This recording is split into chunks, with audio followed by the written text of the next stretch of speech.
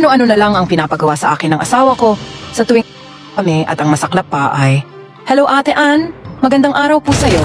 At ganun na rin po sa lahat ng mga sumusubaybay dito. Pakitago na lang po ako sa pangalang Chrysel, 30 years old. Married po ako sa asawa ko for 6 years at may isang babaeng anak po kami.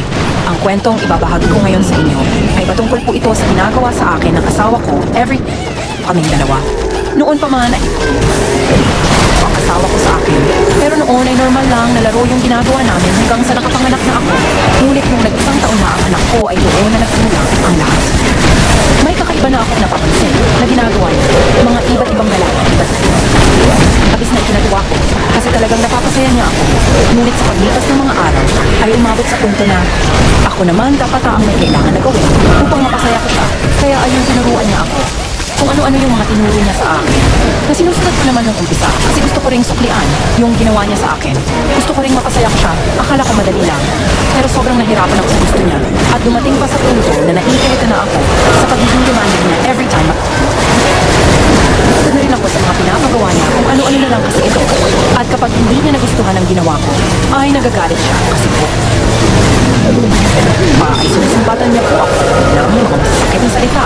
Pero inintindi ko na lang po siya at hindi ko sinabayan pa yung galit niya. Kasi nagiging okay din naman siya after ng mga ilang oras. Hanggang sa dumating ang araw na hindi lang mga masasakit na salita ang natanggap ko. Kapag hindi niya nagugustuhan, hindi lang isang beses, kundi 3 beses.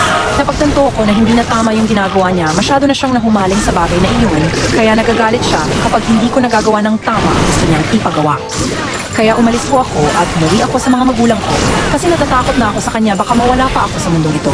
Kapag nanatili pa rin ako sa kanya, masakit para sa akin na dahil lang sa labis na pagkahumaling niya sa bagay na iyon ay nasira yung pamilya namin. Pero after 1 month ay sinuyo niya ako. Humingi siya ng sorry at isa pang pagkakataon. Nangako din siya na hindi na niya muling ipapagawa sa akin ang mga bagay na iyon at mamumuhay na daw kami ng matiwasay. Pero sa ngayon ay sariwa pa rin sa akin ang lahat. Lahat ng panunumbat, pang-iin. Siya kayang patawarin. Kung kayo ang nasa sitwasyon ko, mapapatawad niyo ba siya? At makikipag-ayos pa rin ba kayo sa kanya after ng ginawa niya?